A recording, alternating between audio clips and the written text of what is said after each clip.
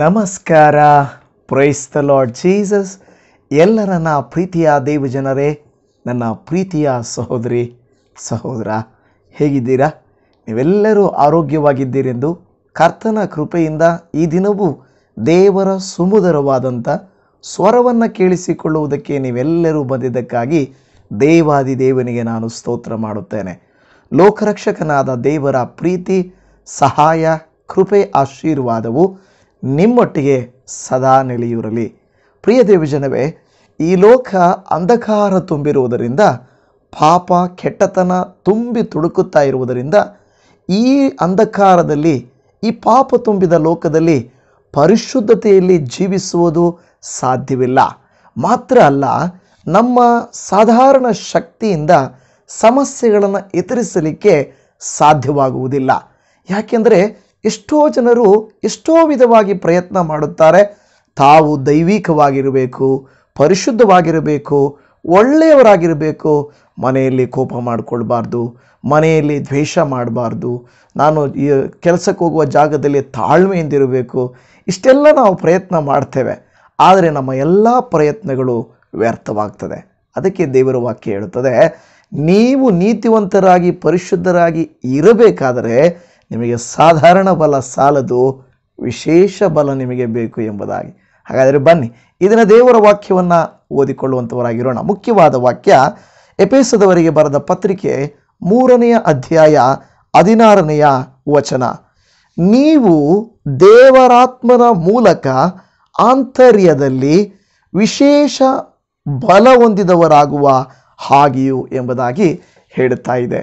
ವಿಶೇಷ ಬಲ ಹೊಂದಿದವರಾಗಿಯೂ ಎಂಬುದಾಗಿ ಹೇಳ್ತಾ ಇದೆ.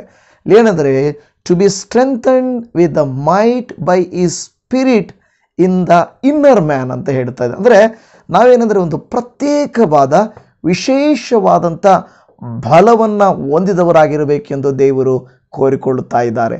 ಪ್ರಿಯರೇ, ನಾನು ಹೇಳಿದ ಹಾಗೆ ಪ್ರಾರಂಭದಲ್ಲಿ ಈ ಸಮಾಜದಲ್ಲಿ, ನಾವು ಕೆಲಸ ಮಾಡೋ ಜಾಗದಲ್ಲಿ, ಮನೆಯಲ್ಲಿ, ನಾವು ನಿವಾಸ ಮಾಡುವ ಸುತ್ತಮುತ್ತಲಿನ ಸಮಾಜದಲ್ಲಿ ಒಳ್ಳೆಯವರಾಗಿರುವುದಕ್ಕೆ ತುಂಬ ಪ್ರಯಾಸ ಪಡಬೇಕಾಗ್ತದೆ. ಯಾಕೆಂದರೆ ಎಲ್ಲರೂ ಅದೇ ರೀತಿ ಒಂದಲ್ಲ ಒಂದು ಮಾರ್ಗವನ್ನು, ನೀತಿಯನ್ನು ಅನುಸರಿಸುವಾಗ ನಾವು ಮಾತ್ರ ಪ್ರತ್ಯೇಕವಾಗಿರಲಿಕ್ಕೆ ಪ್ರಯತ್ನ ಮಾಡಿದರೂ ಸಾಧ್ಯವಾಗುವುದಿಲ್ಲ. ಎಲ್ಲೋ ಜನರ ಒಂದು ಪ್ರಭಾವ, ಎಲ್ಲೋ ಒಂದು ಲೋಕದ ಪ್ರಭಾವ, ದುಷ್ಟನ ಪ್ರಭಾವ ನಮ್ಮ ಮೇಲೆ ಬಿದ್ದು ನಾವು ಕೂಡ ಸಾಧಾರಣರಾಗಿ ಬಿಡುತ್ತೇವೆ. ನಾವು ಕೂಡ ಕರ್ತನಿಗೆ ಮೆಚ್ಚುಗೆಯಾಗಿ ನಡ್ಕೊಳ್ಳಿಕ್ಕೆ ನಮಗೆ ಸಾಧ್ಯನೇ ಆಗದೇ ಇರುವಂಥ ಪರಿಸ್ಥಿತಿಗೆ ನಾವು ಬರುತ್ತಾ ಇದ್ದೇವೆ. ಅದಕ್ಕೆ ದೇವರು ಹೇಳ್ತಾನೆ, ನೀವು ಪ್ರತ್ಯೇಕವಾದವರು ಆಗಿರಬೇಕಾ, ಪರಿಶುದ್ಧರು ನೀತಿವಂತರು ಆಗಿರಬೇಕಾ, ದೇವರ ಚಿತ್ತಕ್ಕೆ ಮೆಚ್ಚುಗೆಯಾಗಿ ನಡ್ಕೊಳ್ಳಬೇಕಾ? ಹಾಗಾದರೆ ನೀವು ಏನು ಮಾಡಬೇಕಂತ ಇಲ್ಲಿ ವಾಕ್ಯ ಹೇಳ್ತದೆ, ನೀವು ವಿಶೇಷ ಬಲ ಹೊಂದಿಕೊಳ್ಳಬೇಕು. ಸಾಧಾರಣ ಬಲ ಅಲ್ಲ, ಆಂತರ್ಯದಲ್ಲಿ ವಿಶೇಷ ಬಲ, ಮೇಲ್ಗಡೆ ಅಲ್ಲ. ಓಕೆ, ನಾನು ಯೇಸುವನ್ನು ನಂಬಿದ್ದೇನೆ, ಬಿಳಿ ಬಟ್ಟೆ ಹಾಕ್ಕೊಂಡು ನಾನು ಆಚೆ ಹೋಗ್ಬಿಡ್ತೇನೆ, ಆಗ ಎಲ್ಲರೂ ನನ್ನನ್ನು ನೋಡಿ, ಓ ಇದು ಸಮಾಧಾನದ ದೂತನು, ಈಕೆಯು ಸಮಾಧಾನದ ದೂತಳು, ಈತಳು ಏನು ಮಾತಾಡಬಾರ್ದು ಅಂತ ಅಂದುಕೊಳ್ಳುತ್ತೇವಾ? ಮೇಲ್ಗಡೆ ನಾವು ಏನೇ ಇದ್ದರೂ, ಬೆಳ್ಳನೆಯ ಬಟ್ಟೆ ಹಾಕಿದ್ರು, ಓಹೋ ಈಕೆ ಬಹಳ ಪರಿಶುದ್ಧಳ ಥರ ಕಾಣಿಸ್ಕೊಳ್ತಾಳೆ ಅಂತ ಗೇಲಿ ಮಾಡ್ತಾರೆ. ಕಪ್ಪು ಬಟ್ಟೆ ಹಾಕಿದ್ರೆ ಅಯ್ಯೋ ಸೈತಾನನ ಕಲ್ಲರು ಅಂತಾರೆ ಅಲ್ವಾ? ನಾವು ಏನೇ ಮಾಡಿದರೂ ಹೊರಗಿನ ನಾವು ತೋರ್ಪಡಿಕೆಯನ್ನು ಮಾಡೋದಕ್ಕೆ ನೋಡಿದ್ರೆ ಒಂದಲ್ಲ ಒಂದು ಹೆಸರನ್ನು ಇಟ್ಟು ನಮ್ಮನ್ನು ಕುಗ್ಗಿಸುವ ರೀತಿಯನ್ನು ಮಾಡ್ತಾ ಇರ್ತಾರೆ. ಅದಕ್ಕೆ ದೇವರು ವಾಕ್ಯ ಹೇಳ್ತದೆ, ನೀವು ಹೊರಗಿನದ್ದಲ್ಲ, ಆಂತರ್ಯದಲ್ಲಿ ಒಳಗಿನಿಂದ ಒಂದು ಹೊಸ ಬಲವನ್ನು ಹೊಂದಿಕೊಳ್ಳಬೇಕು ಎಂಬುದಾಗಿ. ನಾನು ಅನೇಕ ಸಾರಿ ಈ ಉದಾಹರಣೆಯನ್ನು ನಿಮಗೆ ಹೇಳಿದ್ದೇನೆ. ಒಂದು ಗಿಡ ಇದೆ, ಆ ಗಿಡದ ಮೇಲೆ ನಾವು ನೀರನ್ನು ಮೇಲುಗಡೆ ಸ್ಪ್ರೇ ಮಾಡೋದ್ರಿಂದ ಅದು ಹಾಗೇ ಇರುತ್ತದೆ, ಅದು ಅಷ್ಟು ಹಸಿರಾಗಿರುತ್ತದೆ ಅಂತ ನಾವು ನಂಬಲಿಕ್ಕೆ ಆಗುವುದಿಲ್ಲ. ಯಾಕೆಂದರೆ ಬುಡದಲ್ಲಿ ನೀರಿಲ್ಲ ಅಂದರೆ, ಬಳ್ಳಿಯಲ್ಲಿ ಇಲ್ಲ ಅಂದರೆ, ಮೇಲುಗಡೆ ಸುಳಿಯಲ್ಲಿ ನೀರು ಹಾಕೋದ್ರಿಂದ ಅದು ಅಚ್ಚು ಹಸಿರಿಗಿರಲಿಕ್ಕೆ ಸಾಧ್ಯವಾಗುವುದಿಲ್ಲ. ಯಾಕೆಂದರೆ ಅದು ಬಿಸಿಲಿಗೆ ಬಾಡಿ ಹೋಗುತ್ತದೆ, ಒಂದು ಗಾಳಿಗೆ ಅದು ಒಣಗಿ ಹೋಗ್ತದೆ. ಆದ್ದರಿಂದ ನಾವು ಬುಡಕ್ಕೆ ನೀರು ಹಾಕಿದಾಗ ಬೇರುಗಳ ಒಳಗಡೆಯಿಂದ ಸಾರ ಹೊರಟು ಅದು ಎಲೆಗಳವರೆಗೂ ತಲುಪುತ್ತದೆ. ಪ್ರೇರೆ, ಒಂದು ಬೇಸಿಗೆ ಕಾಲದಲ್ಲಿ ನೀವು ನೋಡ್ರಿ, ಒಂದು ಗಿಡ ಬಹಳ ಸಪ್ಪ ಕಪ್ಪಗೆ ಇರ್ತದೆ, ಅದು ಬಹಳ ಒಣಗೋಗಿದ ಸ್ಥಿತಿಯಲ್ಲಿರ್ತದೆ.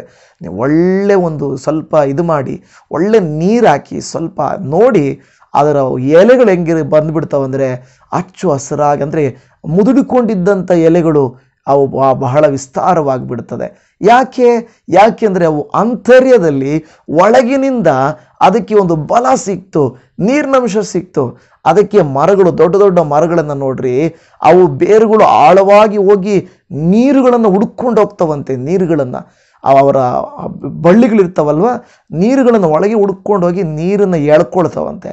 ಅದಕ್ಕೆ ಸಮ್ಮರ್ ಆದರೂ ಬೇಸಿಗೆ ಕಾಲ ಆದರೂ ಅವು ಅಚ್ಚು ಹಸಿರಿಗೆ ಇರ್ತದೆ. ನಾವು ಕೂಡ ದೇವರ ವಾಕ್ಯವೆಂಬ ದೇವರ ಪ್ರಾರ್ಥನೆ, ಪವಿತ್ರಾತ್ಮನ ಶಕ್ತಿಗಾಗಿ ನಮ್ಮ ಆಂತರ್ಯದ ಬೇರುಗಳು ಹುಡುಕಿಕೊಂಡು ಹೋಗಬೇಕು. ಆಗ ನೀರುಗಳು ಬೇರುಗಳಿಗೆ ಸಿಕ್ಕಿದ ಹಾಗೆ ಪವಿತ್ರಾತ್ಮನು ನಮಗೆ ಸಹಾಯ ಸಿಕ್ಕುವಾಗ, ಪ್ರಾರ್ಥನಾತ್ಮ ದೇವರ ವಾಕ್ಯದ ಶಕ್ತಿ ನಮಗೆ ಸಿಗುವಾಗ ಒಂದು ವಿಶೇಷವಾದಂಥ ಬಲ ನಮ್ಮಲ್ಲಿ ಬರ್ತದೆ. ಯಾರು ವಾಕ್ಯದಲ್ಲಿರುತ್ತಾರೋ, ಯಾರು ಪ್ರಾರ್ಥನೆಯಲ್ಲಿರುತ್ತಾರೋ ಅವರು ಸಂದರ್ಭಗಳನ್ನು, ಸಮಸ್ಯೆಗಳನ್ನು ಸುಲಭವಾಗಿ ಎದುರಿಸಲಿಕ್ಕೆ ಸಾಧ್ಯವಾಗ್ತದೆ. ಆದರೆ ಮಿಕ್ಕಿದವರು ನೋಡ್ರಿ, ಬಾಡಿ ಹೋದ ಬಳ್ಳಿಯಂತೆ ಇರ್ತಾರೆ, ಬಾಡಿ ಹೋದ ಗಿಡದಂತೆ ಇರ್ತಾರೆ. ಆದರೆ ಮರದಂತೆ ನಾವಿರಬೇಕು. ಅದಕ್ಕೆ ದೇವರು ಹೇಳೋದು, ಏಸಪ್ಪ ಹೇಳೋದೇನೆಂದರೆ, ನೀವು ನನ್ನಲ್ಲಿ ಇರಬೇಕು, ನೀವು ನನ್ನಲ್ಲಿರಬೇಕು, ನೀವು ನನ್ನಲ್ಲಿಯೂ ನನ್ನ ವಾಕ್ಯಗಳು ನಿಮ್ಮಲ್ಲಿಯೂ ನೆಲೆಗೊಂಡಿದ್ದರೆ ನೀವೇನು ಬೇಕಾದರೂ ಬೇಡಿಕೊಳ್ಳ್ರಿ ಅಂತ ನಾವು ಯೋಹಾನ 15:7 ನೋಡುತ್ತೇವಲ್ವ. ಪ್ರೀತಿ ದೇವಜನವೇ, ಇವತ್ತು ನಿಮಗೂ ನನಗೂ ಒಂದು ಆಂತರ್ಯದ ಬಲ ಬೇಕು, ಒಂದು ಒಳಗಿನಿಂದ ಬಲ ಬೇಕು. ಹೊರಗೆ ಎಷ್ಟೇ ಜನರು ನಮ್ಮನ್ನು ಅಪ್ರಿಷಿಯೇಟ್ ಮಾಡ್ಬೋದು, ನಾವಿದ್ದೀವಿ ಅಂತ ಹೇಳ್ಬೋದು. ಆದರೆ ನಿಜವಾಗಿ ಇದ್ದೀವಿ ಅನ್ನೋ ಮಾತಿಗಿಂತ, ಉದಾಹರಣೆಗೆ ನೀವು ಆಲೋಚನೆ ಮಾಡಿ, ನಿಮಗೆ 1 ಲಕ್ಷ ರೂಪಾಯಿ ಬೇಕಪ್ಪ, 1 ಲಕ್ಷ ರೂಪಾಯಿ ಬೇಕು. ಜನರಲ್ಲೇ ಹೇಳ್ತಾರೆ, ಯಾಕೆ 1 ಲಕ್ಷ ರೂಪಾಯಿಗೆ ಚಿಂತೆ ಮಾಡ್ತೀಯ, ನಾವೆಲ್ಲ ಇದ್ದೀವಿ ಬರೀ ಮಾತಲ್ಲಿ. ಆದರೆ ಯಾರಾದರೂ ನಿಮಗೆ ಅಟ್ಲೀಸ್ಟ್ ಒಂದು 50,000 ಕೊಟ್ಟರು ಅಂತ ತಿಳ್ಕೊಳ್ಳಿ, 1 ಲಕ್ಷನೇ ಕೊಟ್ಟರು ಅಂತ ತಿಳ್ಕೊಳ್ಳಿ, ಅವ್ರ ಬಾಯಲ್ಲಿ ಏನು ಹೇಳಬೇಕಾಗಿಲ್ಲ, ನಾನು ಇದ್ದೀನಿ ಅಂತ ಹೇಳಬೇಕಾಗಿಲ್ಲ, ಕೊಟ್ಟರೆ ಸಾಕು. ಅಂದರೆ ಹಾಗೆ ಆಂತರ್ಯದಿಂದ ಅದು ಬರಬೇಕು, ಸಹಾಯದ ಬರಬೇಕು. ಆಂತರ್ಯದಲ್ಲಿ ವಿಶೇಷ ಬಲ ಹೊಂದಿದವರಾಗಿ ನಾವು ಆ ಬಲ ಹೊಂದಿದವರ ಹಾಗೆ ಇರಬೇಕು ಎಂಬುದಾಗಿ. ನಿಮಗೆ ಗೊತ್ತಾ ಪ್ರಿಯ ದೇವಜನವೇ, ಅದು ನಮ್ಮ ಸ್ವಜ್ಞಾನ, ಸ್ವಬುದ್ಧಿ, ಸ್ವಂತ ಶಕ್ತಿಯಿಂದ ಸಾಧ್ಯವಾಗುವುದಿಲ್ಲ. ಅದು ಈ ವಾಕ್ಯ ಹೇಳಿದ ಹಾಗೆ ದೇವರಾತ್ಮನ ಮೂಲಕ, ಹಲ್ಲೆಲೂಯಾ, ದೇವರಾತ್ಮನ ಮೂಲಕ, ಪವಿತ್ರಾತ್ಮನ ಮೂಲಕ, ದೇವರ ಸಹಾಯದಿಂದ ಇದನ್ನು ಹೊಂದಿಕೊಳ್ಳಲಿಕ್ಕೆ ನಮಗೆ ಸಾಧ್ಯವಾಗ್ತದೆ. ಅದಕ್ಕೆ ಬೈಬಲಲ್ಲಿ ಒಂದು ಘನವಾದ ಬಲಶಾಲಿಯಾದಂಥ ಒಬ್ಬ ವ್ಯಕ್ತಿಯನ್ನು ನಾವು ನೋಡುತ್ತೇವೆ. ಅವನು ಬಹಳ ಬಲಶಾಲಿಯಾದಂಥ ವ್ಯಕ್ತಿ. ಆ ಬಲಶಾಲಿಗಳಲ್ಲಿ ಒಂದು ಮೊದಲ ಬಲಶಾಲಿ ಶಾರೀರಿಕವಾಗಿ ಸಂಸೋನನು. ಹೌದು, ಸಂಸೋನನು ಒಂದು ವೇಳೆ ದೇಹದಲ್ಲಿ ದೇಹಾರೂಢ್ಯನಾಗಿರಬಹುದು, ಒಂದು ವೇಳೆ ಬೇರೆಯವರಂತೆ ಅಲ್ಲದೆ ಇನ್ನೂ ಹೆಚ್ಚಿನ ಶಕ್ತಿ ಇರಬಹುದು, ಅದು ಮುಖ್ಯ ಅಲ್ಲ.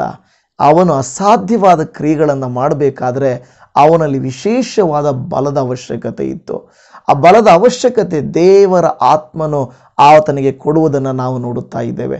ನೀವು ನ್ಯಾಯಸ್ಥಾಪಕರುಗಳ ಗ್ರಂಥದಲ್ಲಿ 14ನೇ ಅಧ್ಯಾಯ 6ನೇ ವಚನದಲ್ಲಿ ನೀವು ನೋಡುವುದಾದರೆ, ಅವನ ಕೈಯಲ್ಲಿ ಏನೂ ಇಲ್ಲದಿದ್ದರೂ ಯೆಹೋವನ ಆತ್ಮವು ಅವನ ಮೇಲೆ ಪಕ್ಕನೆ ಬಂದದ್ದರಿಂದ ಆ ಸಿಂಹವನ್ನು ಓತಮರಿಯನ್ನೋ ಎಂಬಂತೆ ಸೀಳಿಬಿಟ್ಟನು.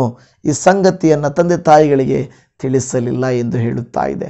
ಇಲ್ಲಿ ಗಮನಿಸ್ರಿ, ಅವನ ಕೈಯಲ್ಲಿ ಏನೂ ಇಲ್ಲದಿದ್ದರೂ, ಇವತ್ತು ನಿಮಗೂ ದೇವರು ಹೇಳೋ ಮಾತು, ನನಗೂ ಹೇಳೋ ಮಾತು ಇದೇನೆ. ನಮ್ಮ ಕೈಯಲ್ಲಿ ಏನೂ ಇಲ್ಲದಿದ್ದರು, ಕೆಲವು ಸಾರಿ ಏನೂ ಇಲ್ಲದಿದ್ದರು ಅಂದರೆ ನಮಗೆ ಜ್ಞಾಪಕ ಬರೋದು, ನನ್ನ ಹತ್ರ ಹಣನೇ ಇಲ್ಲ, ನನ್ನ ಪಾಕೆಟಲ್ಲಿಲ್ಲ, ಬ್ಯಾಂಕಲ್ಲಿಲ್ಲ, ಮನೆಯಲ್ಲಿಲ್ಲ, ಕೊಡೋರಿಲ್ಲ, ಎಲ್ಲಿ ಇಲ್ಲ, ಕಾಸೇ ಹುಟ್ಟಲ್ಲ. ಕೆಲಸ ಮಾಡಿದ್ರೆ ಕಾಸು ಕೊಡ್ತಾರೆ, ಅದು ತಿಂಗಳಿಗೊಂದು ಸಾರಿ ಕೊಡ್ತಾರೆ, ಇಲ್ಲವೇ ವಾರಕ್ಕೊಂದು ಸಾರಿ ಕೊಡ್ತಾರೆ, ದಿನದ ಕೊಡ್ತಾರೆ, ಒಂದು ವೇಳೆ ಸ್ವಲ್ಪ ಸ್ವಲ್ಪ. ಆದರೆ ಏನೂ ಇಲ್ಲದೆ ಇದ್ದರೆ ಕುಟುಂಬನ ಹೇಗೆ ನಡೆಸೋದು, ಮಕ್ಕಳನ್ನು ಹೇಗೆ ಓದಿಸೋದು, ಮನೆಯನ್ನು ಹೇಗೆ ನಿಭಾಯಿಸೋದು ಎಂದು ಅನೇಕರು ತಾಪತ್ರಯ ಪಡುತ್ತಿರುತ್ತೀರಲ್ವ. ದೇವರ ವಾಕ್ಯ ಹೇಳುತ್ತದೆ, ನೀವು ನಾನು ಆ ರೀತಿಯಾಗಿ ತಾಪತ್ರಯ ಪಡುವುದಕ್ಕಿಂತ ಬದಲಾಗಿ ದೇವರನ್ನು ನಿರೀಕ್ಷಿಸಬೇಕು. ಇಲ್ಲಿ ನೋಡಿ, ಸಂಸೋನನು ಬಲಶಾಲಿಯೇ, ಆದರೆ ಕೆಲವು ವಿಶೇಷವಾದ ಸಮಸ್ಯೆಗಳನ್ನು ಎದುರಿಸಲಿಕ್ಕೆ ವಿಶೇಷ ಬಲದ ಅವಶ್ಯಕತೆ ಇರ್ತದೆ. ನೋಡಿ, ಸಾಧಾರಣ ಮನುಷ್ಯರನ್ನ ಎದುರಿಸುವುದಕ್ಕೂ ಒಂದು ಪ್ರಾಯದ ಸಿಂಹವನ್ನು ಎದುರಿಸುವುದಕ್ಕೂ ವ್ಯತ್ಯಾಸ ಇದೆ ಅಲ್ವಾ? ಪ್ರಾಯದ ಸಿಂಹ, ಗರ್ಜಿಸುವ ಸಿಂಹ, ಅದು ಕೈಗೆ ಸಿಕ್ಕದೇ ಇದೆಯಾ, ಅದರ ಬೆರಳುಗಳು ನೋಡಿದ್ರೆ, ಅದರ ಒಂದು ಕೈ ಉಗುರುಗಳು, ಅದರ ಒಂದು ದೇಹ, ಅದರ ಒಂದು ಗರ್ಜನೆ ಕೇಳುವಾಗಲೇ ನಮಗೆ ತುಂಬ ಭಯವಾಗ್ತದೆ. ಇಂತಹ ಒಂದು ಗರ್ಜಿಸುವ ಸಿಂಹವನ್ನು ಎದುರಿಸುವುದಕ್ಕೆ ಸಂಸೋನನು ನಿಲ್ಲುವಾಗ ಅವನ ಕೈಯಲ್ಲಿ ಏನೂ ಇಲ್ಲದಿದ್ದರೂ, ಅವನ ಹತ್ರ ಏನೂ ಇಲ್ಲದೇ ಇದ್ದರು, ಆಯುಧ ಇದ್ದರೆ ಆದರೂ ಒಂದು ವೇಳೆ ಕೆಲವರು ಗನ್ ಹಿಡ್ಕೊಂಡು, ಕೆಲವರು ಕತ್ತಿ ಹಿಡ್ಕೊಂಡು, ಕೆಲವರು ಏನಾದರೂ ಹಿಡ್ಕೊಂಡು ಯುದ್ಧ ಮಾಡುವುದು, ಇಲ್ಲವೇ ಅವರನ್ನು ಎದುರಿಸುವುದು, ಕೊಲ್ಲುವುದು ಏನಾದರೂ ಸಾಧ್ಯ ಆಗ್ಬೋದು. ಏನೂ ಇಲ್ಲದೆ ಏನು ಮಾಡೋಕ್ಕಾಗುತ್ತೆ? ಏನು ಮಾಡೋಕ್ಕಾಗಲ್ಲ. ಅದಕ್ಕೆ ಪ್ರಿಯದೇವ ಜನವೇ, ಸಾಧಾರಣ ಸಮಸ್ಯೆಗಳನ್ನು ನಾವು ನಮ್ಮ ಸಾಧಾರಣ ಬಲದಿಂದ ಎದುರಿಸಬಹುದೇನೋ, ಆದರೆ ವಿಶೇಷವಾದ ದೊಡ್ಡದಾದ ಸಮಸ್ಯೆಗಳನ್ನು, ನಮಗೆ ಕಷ್ಟಕರವಾದ ಸಮಸ್ಯೆಗಳನ್ನು ಎದುರಿಸಲಿಕ್ಕೆ ನಮಗೆ ಏನು ಬೇಕು? ದೇವರ ಆತ್ಮನ ಶಕ್ತಿ ಬೇಕು, ವಿಶೇಷ ಬಲ ಬೇಕು. ಆ ವಿಶೇಷ ಬಲವನ್ನು ದೇವರ ವಾಕ್ಯ ಹೇಳ್ತದೆ. ದೇವರ ಆತ್ಮನು, ಯೆಹೋವನ ಆತ್ಮವು ಅವನ ಮೇಲೆ ಪಕ್ಕನೆ ಬಂದದರಿಂದ ಆ ಸಿಂಹವನ್ನು ಓತ ಮರಿಯನ್ನೋ ಎಂಬಂತೆ ಸೀಳಿಬಿಟ್ಟನು ಅಂತ ಹೇಳ್ತಾ ಇದೆ. ನೋಡಿ, ಈ ಸಿಂಹವನ್ನು ಆ ಓತ ಮರಿಯಂತೆ ಸೀಳಬೇಕಾದರೆ ಅದನಿಗೆ ಯೆಹೋವನ ಆತ್ಮದ ಸಹಾಯವು ಬೇಕಾಯಿತು. ಇವತ್ತು ನಿಮಗೂ ಸಹಾಯ ಬೇಕಲ್ವ? ಅಯ್ಯೋ, ಈ ಸಂಕಟವನ್ನು, ಈ ಪರಿಸ್ಥಿತಿಯನ್ನು ನಿಭಾಯಿಸಲಿಕ್ಕೆ ನನಗೆ ಸಾಧ್ಯವಾಗ್ತಾ ಇಲ್ಲ, ದೇವರೇ ಹೇಗಾದರೂ ಸಹಾಯ ಮಾಡಪ್ಪ. ಈ ಕಠಿಣ ಮನುಷ್ಯನನ್ನು, ಈ ನನ್ನ ಅವಿಧೇಯ ಮಗಳನ್ನು, ಈ ನನ್ನ ಬಹಳ ಸಮಸ್ಯೆ ಇರುವ ಕುಟುಂಬವನ್ನು ಸರಿಪಡಿಸಲಿಕ್ಕೆ ನನ್ನ ಕೈಲಾಗಲ್ಲಪ್ಪ, ನಿನ್ನ ವಿಶೇಷವಾದ ಬಲ ನನಗೆ ಬೇಕಯ್ಯ ಎಂದು ನೀವು ಕೇಳಿಕೊಳ್ಳುವುದಾದರೆ ಕರ್ತನು ನಿಮಗೆ ತನ್ನ ವಿಶೇಷವಾದ ಬಲವನ್ನು ಕೊಟ್ಟೇ ಕೊಡುತ್ತಾನೆ. ನಿಮ್ಮನ್ನು ಅಸಾಧಾರಣವಾದ, ದೊಡ್ಡದಾದ, ನಿಮ್ಮ ಕೈಯಲಾಗದ ಸಮಸ್ಯೆಗಳನ್ನು ಸುಲಭವಾಗಿ ಮಾಡಿ ಮುಗಿಸುವಂತೆ ದೇವರ ಆತ್ಮನ ಶಕ್ತಿಯು, ಸಹಾಯವು ನಿಮಗೆ ಸಿಗುವಂಥದ್ದಾಗಿದೆ. ಎಷ್ಟು ಚೆಂದ ಅಲ್ವಾ ಅದು? ಒಂದು ದೊಡ್ಡ ಸಮಸ್ಯೆಯನ್ನು ಸುಲಭವಾಗಿ ಎದುರಿಸೋದು, ಬೆಟ್ಟದೋಪಾದಿಯಲ್ಲಿರುವುದನ್ನು ನಮ್ಮ ಕಣ್ಣು ಮುಂದೆನೇ ಎದುರಿಸಿ ಎತ್ತಾಕುವುದು ಎಷ್ಟು ಒಳ್ಳೆಯದಲ್ವಾ? ನಿಜವಾಗಿಯೂ ಅವಾಗ ಅನಿಸ್ತದೆ, ದೇವರೇ, ನಾನು ಅಂದ್ಕೊಂಡಿದ್ದೆ ನನ್ನ ಕೈಲಾಗುತ್ತಾ? ನನ್ನ ಮಕ್ಕಳ ಕೈಲಾಗುತ್ತಾ? ನನ್ನ ಕುಟುಂಬದಲ್ಲಿ ಇದು ಸಾಧ್ಯನಾ? ಯಾರಾದರೂ ನಿಮ್ಮಲ್ಲಿ ಆ ರೀತಿ ಸಾಕ್ಷಿ ಹೇಳೋರು ಇದ್ದೀರಾ? ಯಾರಾದರೂ ಇದ್ದೀರಾ? ನಾವು ಊಹಿಸೇ ಇರಲಿಲ್ಲ ಪಾಸ್ಟರ್, ನಾವು ಅಂದುಕೊಂಡೇ ಇರಲಿಲ್ಲ ಈ ಮದುವೆ ಇಷ್ಟು ಘನವಾಗಿ ನಡೀತದೆ ಎಂಬುದಾಗಿ. ಖಾನಾ ಊರಿನ ಮದುವೆಯಂತೆ ನಮ್ಮ ಮದುವೆ ಕೊರತೆ ಇಲ್ಲದೆ ನಡೆಯಿತು. ನಾನು ಊಹಿಸೇ ಇರಲಿಲ್ಲ. ನನ್ನ ಮಗನ ಭವಿಷ್ಯ ಹೀಗೆ ಸೆಟ್ಲಾಗುತ್ತೆ ಅಂತ ನಾನು ನೆನೆಸೇ ಇರಲಿಲ್ಲ. ನನ್ನವರಿಗೆ ನಮ್ಮ ಸೀಟು, ನಮ್ಮ ಒಳ್ಳೆಯ ಕಾಲೇಜು, ಒಳ್ಳೆಯ ಸ್ಕೂಲು ಸಿಗುತ್ತೆ ಅಂತ ನಾನು ನೆನೆಸಿಯೂ ಇರಲಿಲ್ಲ ಅಲ್ವಾ? ನಮ್ಮವರು ಫಾರಿನ್ಗೆ ಹೋಗ್ತಾರಾ? ನಾನು ಫಾರಿನ್ಗೆ ಹೋಗ್ತೀನ? ನಾನು ಅಲ್ಲಿ ದುಡಿತೀನ? ಸಾಧ್ಯನಾ? ಅದು ಏರೋಪ್ಲೇನ್ ಹತ್ತಿನ? ನಾನು ಹೋಗ್ತೀನಿ ಅಲ್ಲಿಗೆ ಅಲ್ವಾ? ನಾನೊಂದು ಹಳ್ಳಿ ಗುಗ್ಗು, ನಾನೊಂದು ಅನಕ್ಷರಸ್ಥ, ಇಲ್ಲವೇ ಸ್ವಲ್ಪ ಓದ್ಕೊಂಡವಳು, ನಾನು ಸ್ವಲ್ಪ ಇರುವಂಥವನು, ನಾನಿಂಥ ಕೆಲಸ ಮಾಡ್ತೀನ? ಆದರೆ ಕೆಲವರ ಜೀವಿತದಲ್ಲಿ ಅದನ್ನು ನಡೆದು ಬಿಡುತ್ತೆ. ನಿಮಗೆ ಗೊತ್ತಾಗುತ್ತೆ, ದೇವರು ನಿಮ್ಮ ದೊಡ್ಡ ಆಶೆಗಳನ್ನು ಅತಿ ಸುಲಭವಾಗಿ ಜಯಿಸುವಂತೆ ಮಾಡುವುದರ ಕಾರಣ ಏನು ಗೊತ್ತಾ? ದೇವರ ವಿಶೇಷವಾದ ಬಲ ನಿಮಗೆ ಲಭಿಸಿದೆ. ಕೆಲವು ಸಾರಿ ಕೆಲವು ಶತ್ರುಗಳನ್ನು, ಕೆಲಸದ ಜಾಗದಲ್ಲಿರುವಂಥ ವಿರೋಧಿಗಳನ್ನು ಎದುರಿಸೋದು ನಿಮ್ಮ ಜ್ಞಾನದಿಂದಲ್ಲ. ಅವರು ಚೆನ್ನಾಗಿ ಓದ್ಕೊಂಡಿರೋರು, ಅಲ್ಲೇ ಕೆಲಸ ಮಾಡಿ ಚೆನ್ನಾಗಿದ್ದೋರು, ಅವ್ರಿಗೆ ಎಲ್ಲ ನಡೆಯುತ್ತೆ ಅವ್ರದ್ದು. ನನ್ನ ಮಾತು ಯಾರು ಕೇಳ್ತಾರೆ? ನಾನು ಹೊಸ್ದಾಗಿ ಬಂದಿದ್ದೀನಿ, ನನಗೆ ವಿದ್ಯಾಭ್ಯಾಸ ಸರಿಯಿಲ್ಲ, ನನಗೆ ಆ ಸ್ಥಾನಕ್ಕೆ ಪೈಪೋಟಿ ಮಾಡೋಷ್ಟು ಶಕ್ತಿ ಇಲ್ಲ. ಆದರೂ ದೇವರು ನಿಮಗೆ ವಿಶೇಷ ಬಲವನ್ನು ಕೊಡುವಾಗ ನಿಮಗೆ ಗೊತ್ತಾಗದ ಹಾಗೆ ಆ ಒಂದು ಸ್ಥಾನದಲ್ಲಿ ದೇವರು ನಿಮ್ಮನ್ನು ಉಪಯೋಗಿಸುವಂಥವನಾಗಿದ್ದಾನೆ. ಹಲ್ಲೆಲೂಯಾ, ಕರ್ತನ ನಾಮಕ್ಕೆ ಸ್ತೋತ್ರ. ಕರ್ತನು ತಾನೇ ಹಲ್ಲೆಲೂಯಾ ನಿಮ್ಮನ್ನು, ನನ್ನನ್ನು ವಿಶೇಷವಾದ ಬಲವನ್ನು ಕೊಟ್ಟು ಅನುಗ್ರಹಿಸಿ ತನ್ನ ಕೃಪೆಯಿಂದ ನಮ್ಮನ್ನು ತುಂಬಿಸಲಿ ಅಂತ ನಾನು ದೇವರಲ್ಲಿ ಪ್ರಾರ್ಥನೆ ಮಾಡಿಕೊಳ್ಳುತ್ತೇನೆ. ಅದೇ ಅಲ್ಲದೆ ಮತ್ತೊಂದು ವಾಕ್ಯ, ಕೊಲೊಸ್ಸೆಯವರಿಗೆ ಬರೆದ ಪತ್ರಿಕೆ 1ನೇ ಅಧ್ಯಾಯ 11ನೇ ವಾಕ್ಯದಲ್ಲಿ, ಆತನ ಮಹಿಮಾ ಶಕ್ತಿಯ ಪ್ರಕಾರ ಪರಿಪೂರ್ಣ ಬಲ ಹೊಂದಿ ಬಲಿಷ್ಠರಾಗಿ ಆನಂದಪೂರ್ವಕವಾದ ತಾಳ್ಮೆಯನ್ನು, ದೀರ್ಘಶಾಂತಿಯನ್ನು ಯಾವಾಗಲೂ ತೋರಿಸುವವರಾಗಿರಬೇಕೆಂತಲೂ ಅಂತ ಹೇಳ್ತಾ ಇದೆ. ಹಲ್ಲೆಲೂಯಾ. ದೇವ್ರ ವಾಕ್ಯ ಹೇಳ್ತದೆ, ಆತನ ಮಹಿಮಾ ಶಕ್ತಿಯ ಪ್ರಕಾರ ಪರಿಪೂರ್ಣ ಬಲ ಹೊಂದಿ, ಪರಿಪೂರ್ಣ ಬಲ ಹೊಂದಿದೆ. ದೇವರು ಈ ವಾಕ್ಯಗಳನ್ನೆಲ್ಲ ಗಮನಿಸಿದ್ದೀರಾ? ಯಾವತ್ತಾದರೂ ಈ ರೀತಿ ಒಂದಕ್ಕೊಂದು ವಾಕ್ಯಗಳಿದ್ದಾವೆ, ಈ ವಾಕ್ಯಗಳಲ್ಲಿ ಇಷ್ಟು ಅರ್ಥ ಇದೆ, ಮರ್ಮ ಇದೆ ಅಂತ ನಿಮಗೆ ಗೊತ್ತಾಗ್ತಾ ಇದೆಯಾ? ಎಷ್ಟೊಂದು ದಿನಗಳಿಂದ ನಾನು ಪ್ರಸಂಗಗಳನ್ನು ನಿಮಗೆ ಸಿದ್ಧಪಡಿಸಿ ಕೊಡ್ತಾ ಇದ್ದೇನೆ.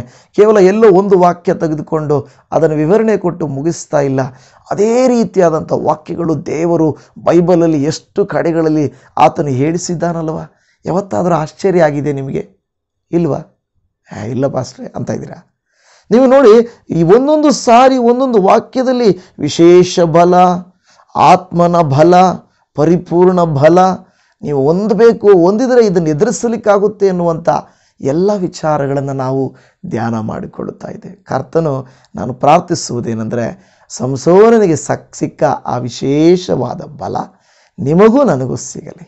ಅದು ಯಾಕೆಂದರೆ ಹೊಸ ಒಡಂಬಡಿಕೆಯಲ್ಲಿ ಎಫೆಸ 3:16ರಲ್ಲಿಯೂ ಕೊಲೊಸ್ಸೆ 1:11ರಲ್ಲಿಯೂ ದೇವರು ನಮಗೆ ವಿಶೇಷ ಬಲ, ಅಂತರ್ಯದಲ್ಲಿ ವಿಶೇಷ ಬಲ ದೇವರಾತ್ಮನ ಮೂಲಕ ನಮಗೆ ಕೊಡುತ್ತಾನೆ. ಹಳೆ ಒಡಂಬಡಿಕೆಯಲ್ಲಿ ಸಂಸೋನನಿಗೆ ಸಿಕ್ಕ ಅದೇ ದೇವರಾತ್ಮ, ಯೆಹೋವನ ಆತ್ಮ, ದೇವರ ಮಹಿಮೆಯ ಶಕ್ತಿ ಆತ್ಮ ನಮಗೂ ಇವತ್ತೂ ಇದೆ. ಆ ವಿಶೇಷ ಆತ್ಮ ನಿಮ್ಮ ಮೇಲೆ ಬಂದಾಗ ನೀವೇ, ದೇವ್ರ ವಾಕ್ಯ ಹೇಳ್ತದೆ, ನೀವು ಪರಿಪೂರ್ಣ ಬಲ ಹೊಂದುತ್ತೀರಾ, ಬಲಿಷ್ಠರಾಗ್ತೀರಾ. ಮಾತ್ರವಲ್ಲದೆ ಆನಂದಪೂರ್ವಕವಾದಂಥ ತಾಳ್ಮೆಯನ್ನು, ದೀರ್ಘ ಶಾಂತಿಯನ್ನು ಯಾವಾಗಲೂ ತೋರಿಸುವವರಾಗಿರಬೇಕು, ಇಲ್ಲವೇ ತೋರಿಸುವವರಾಗಿರುತ್ತೀರಿ.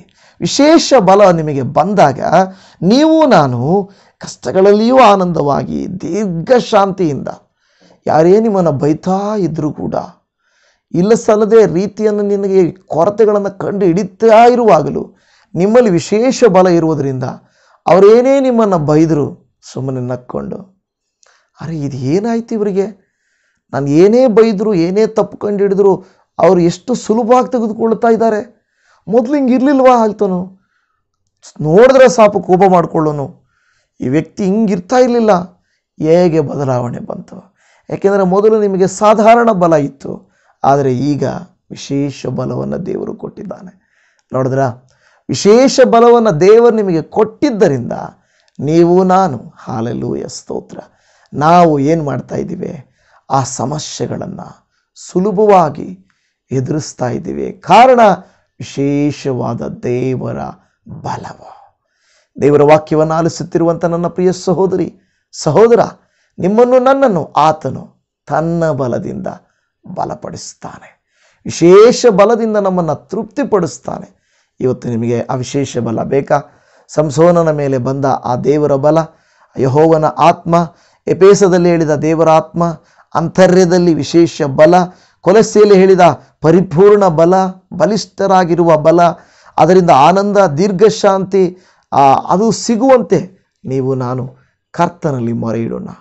ಸ್ವಲ್ಪ ಸಮಯ ಈ ವಾಕ್ಯವನ್ನು ಕೇಳಿಸಿಕೊಂಡಂಥ ನೀವು ನಾನು, ಅಪ್ಪ ತಂದೆಯಾದ ದೇವರೇ, ಹೌದು ಸ್ವಾಮಿ, ದೇವರೇ, ಸಾಧಾರಣ ಜನರನ್ನು ಎದುರಿಸುವಾಗ ಸಂಸೋನನಲ್ಲಿ ಬಲ ಇತ್ತು, ಆದರೆ ಸಿಂಹವನ್ನು ಎದುರಿಸಿ ಸೋಲಿಸುವ ಶಕ್ತಿಯನ್ನು ನೀವು ಆತನಿಗೆ ಕೊಟ್ಟಿದ್ದೀರಪ್ಪ.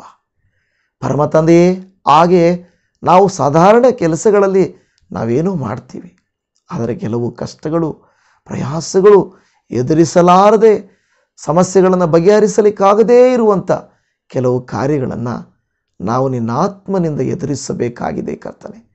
ಅಪ್ಪ, ಸಿಂಹದೋಪಾದಿಯ ನಮ್ಮ ಮನೆಯಲ್ಲಿರುವ ವ್ಯಕ್ತಿಗಳು, ಸಿಂಹದೋಪಾದಿಯ ಕೆಲಸದಲ್ಲಿರುವ ವ್ಯಕ್ತಿಗಳು, ಸಿಂಹದೋಪಾದಿಯ ಪರಿಸ್ಥಿತಿಗಳು, ಸಿಂಹದೋಪಾದಿಯ ಎಲ್ಲ ಭಯಂಕರವಾದಂಥ ವಿರೋಧದ ಕಾರ್ಯಗಳು ಎದುರಿಸಬೇಕಾದರೆ ನನಗೆ ನಿಮ್ಮ ವಿಶೇಷವಾದ ಬಲ ಬೇಕಪ್ಪ.